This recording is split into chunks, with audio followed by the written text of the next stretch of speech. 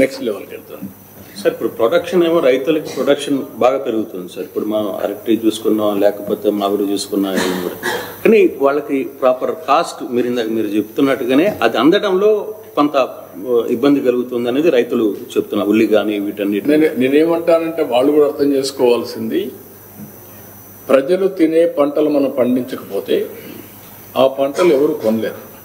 Government మాత్రం కొనేం చేస్తుంది. ఇప్పుడు ప్యాడీ ఉంది, ఈ సంవత్సరం కూడా 55 లక్షల మెట్రిక్ టన్నులు కొంటున్నాం. అది కూడా ప్రిఫర్డ్ వెరైటీ, ప్రజలు తినే వెరైటీ వీళ్ళు తయారు చేయకపోతే ఒక సంవత్సరం కొంటాం కానీ మళ్ళీ కొనే పరిస్థితిలో ఉండరు. ఇలాంటి ఇంకొక పక్కన ఎరువు ఎక్కువ వేసారనుకోండి, క్రిమి సంహారక మందులు విపరీతంగా వాడారనుకోండి, కొనరు. ఇలాంటివి ఇప్పుడు నేను నీళ్లు తెచ్చాము, అన్ని విధాలుగా డెవలప్ చేస్తున్నాం. అందుకే నేను ఏం చేశానంటే అంతా ప్యాడీ వేస్తే తర్వాత రాబోయే రోజుల్లో ప్యాడీ తినేవాళ్ళు. నేను కూడా ఒకసారి చెప్పాను, నేను రైస్ తిన్నాను. మీరు కూడా రైస్ తింటే డెఫినెట్గా మీరు ఇండికేషన్ డయాబెటీస్ ఉంటాయి. డయాబెటీస్ ఇది గేట్వే ఫర్ ఆల్ డిసీజెస్. అక్కడి నుంచి మీకు ఏం రావాలన్నా అదే కారణం అవుతుంది.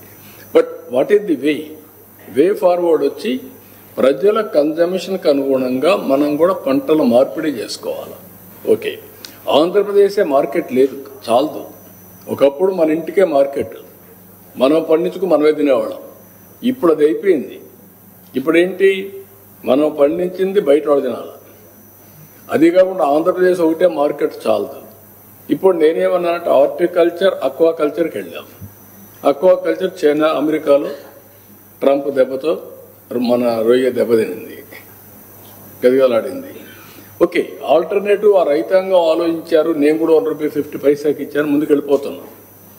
పెస్టిసైడ్స్ అన్ని కూడా కంట్రోల్ చేస్తున్నాం, రాబోయే రోజుల్లో ఇవన్నీ చేస్తున్నాం. అట్లా రైతులు కూడా ముందుకు వస్తే సాధ్యమవుతుంది. కొన్ని ఏం చేస్తున్నారంటే కొంతమంది రైతులు వాళ్ళకు కూడా ఎడ్యుకేట్ చేయాలి. ఇంకా ఒక రైతు నేను చూశాను, 2 acres 1 acre తీసుకొని నేచురల్ ఫార్మింగ్కి వెళ్ళి నెలకు 20,000 నుంచి 40,000 రూపాయలు సంపాదిస్తున్నాడు నెలకు. అతను ఏం చేస్తున్నాడంటే ఒక ఇది పెట్టి ప్యాడీ, చుట్టుపక్కల ఒక వాటర్, దాంట్లో ఫిష్, అది ఇది గట్టు పైన కూరగాయలు, ఇవన్నీ అతనికి వాడుకోవడానికి మిగిలి ఊర్లో వాళ్ళకి కానీ బయట అమ్ముతున్నాడు. ఎవ్రీ మంత్ 20,000 నుంచి 40,000 వస్తుంది. కొంతమంది ఏం చేస్తున్నారంటే టెనెంట్ ఫార్మర్ 60 ఎకరాలకు బనానా వెళ్ళిపోతున్నాడు, ప్రైవేట్ లెండింగ్ తెచ్చేస్తున్నాడు. కలిసి వస్తే పర్వాలేదు, కలిసి రాకపోతే ఒక సంవత్సరం ఇంకా అతనికి ఏం చేయాలో తెలియని పరిస్థితి వస్తుంది. ఇలాంటివి కొంచెం మార్చుకోకపోతే ఏ ప్రభుత్వం కూడా ఇవన్నీ చేయలేదు. అందుకే ఇప్పుడు నేను బిల్ గేట్స్ ఫౌండేషన్ ద్వారా అగ్రిటెక్ వెళ్తున్నాం. 3 ఏజెన్సీని పెట్టాం. నేను చాలా టైం స్పెండ్ చేస్తున్నా. మొన్నే 6 రోజులు ప్రతి ఒక్క రైతు దగ్గరికి వెళ్ళి చైతన్యవంతులు చేస్తున్నాం. మళ్ళీ ఆ రైతులు పండించిన పంట కొనడానికి ఏమేం చేయాలో అవి కూడా చెప్తున్నాం. రైతు సేవా కేంద్రం వారిగా యాక్షన్ ప్లాన్ తయారు చేస్తున్నాం. ఏది ఇవన్నీ కూడా ఇప్పుడు ఉదాహరణ మన పంట అరకు కాఫీ ఉంది. It has become a global brand. Reason is very simple. Araku coffee organic coffee. దానివల్ల ఇప్పుడు ప్రపంచానికి మనం ఎక్స్పోర్ట్ చేసే పరిస్థితి వస్తున్నాం. అలాంటి స్టేజ్కి వస్తే తప్ప నేను అందుకే రాయలసీమ మొత్తం 9 జిల్లాలకు హార్టికల్చర్ హబ్గా తయారు చేయడానికి ఒక ప్రాజెక్ట్ తయారు చేస్తున్నాం. అది సక్సెస్ అయితే up to Prakasam biggest park in the world. Horticulture ప్రపంచానికే ఒక నమూనాగా తయారు చేస్తాం. ఇక్కడి నుంచి విదేశాలకు కూడా ఏ దేశాల్లో డిమాండ్ ఉందో అక్కడికి పంపించే పరిస్థితి తీసుకొస్తాం. దేశం మొత్తం పంపిస్తాం. Then only our farmer will survive. ఒకప్పుడు మీరు ఊహించుకోండి, అనంతపూర్లో పంటలేదు. ఒకప్పుడు ఓన్లీ సింగిల్ క్రాప్ ఏముండేది, వేరుశెనగ. అది 10 ఏళ్లకు 1 సంవత్సరం 2 సంవత్సరాలు వచ్చేది. నేను ఎప్పుడు నా బాధంతా ఆలోచించేవాడిని. అనంతపూర్ కరువు, Mahabubnagar migration of labour, Palamuru labour ఎక్కడెక్కడికో పోయేవాళ్ళు, ఎక్కడ పోయినా వాళ్ళ పేర్లు చెప్పేవాళ్ళు. అక్కడి నుంచి స్టార్ట్ చేశాం. ఈరోజు ఐఎమ్ వెరీ హ్యాపీ. అనంతపూర్లో దగ్గర 51 రకాలైన పళ్ళు పండిస్తున్నారు. నెంబర్ 1 అవుతుంది. అక్కడి నుంచి wagons banana different parts of the కంట్రీకి వెళ్తాం. దానిమ్మ వస్తూ ఉంది. ఈవెన్ ఖర్జూరం వేస్తున్నారు, డేట్స్ వేస్తున్నారు. It is innovative. ఇది వచ్చింది. ఓసారి సెకండ్ క్రాప్ అలాంటివి వచ్చినప్పుడు ఓసారి హై ప్రైస్ వస్తుంది, ఓసారి ప్రైస్ తగ్గుతుంది. దాన్ని ఎట్లా బ్యాలెన్స్ చేయాలి, అన్నీ కొనాలంటే కూడా ప్రభుత్వానికి కూడా ఇంపాసిబుల్ అవుతుంది. దీన్నే బ్యాలెన్స్ చేయాలి. ఎట్లా ఆదుకుంటాం. మనం మీరు చూశారు కోకో. నేనే కోకోని ఇంటర్ కల్టివేషన్ వేయాలని పట్టుబట్టి వేయించాను.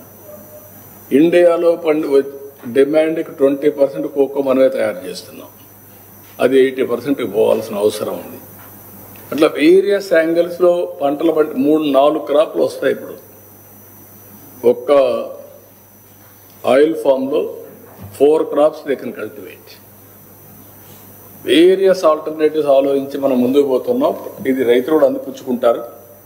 ఎడ్యుకేట్ చేస్తాం, లాజికల్గా తీసుకెళ్తాం. ఈసారి ఎప్పుడు రానంత స్ట్రెస్ కూడా వచ్చింది అగ్రికల్చర్లో. ఊహించని స్ట్రెస్ ఈ ఇయర్ వచ్చింది. Sir, Ashish Desai, sir, from NDTV. AP has completed only 40% of its GSDP target in this first half of 25-26, sir. Nearly 60% to be achieved in the next 2 quarters. How will the government meet such a big target in such a short span? No, I have given you one slide. Go further. 4 years. Slide further.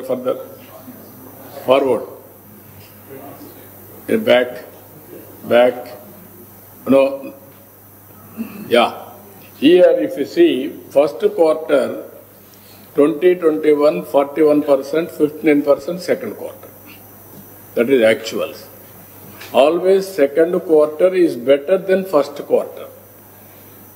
Most of the times. That is where remaining target. We have kept 17.11%. On 17.11%, we have achieved 41%. Now, if I may reduce something, I will achieve 15 plus, if not 17. 15 plus is a big target, achievement.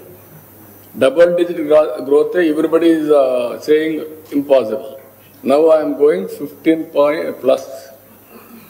17.11, I kept target. All these things you have seen, everywhere, 58, 59, all these things they have achieved second quarter only. 59, 56, 55, 56.25, and also 57.09 like that. Even if I reduce 1%, doesn't matter.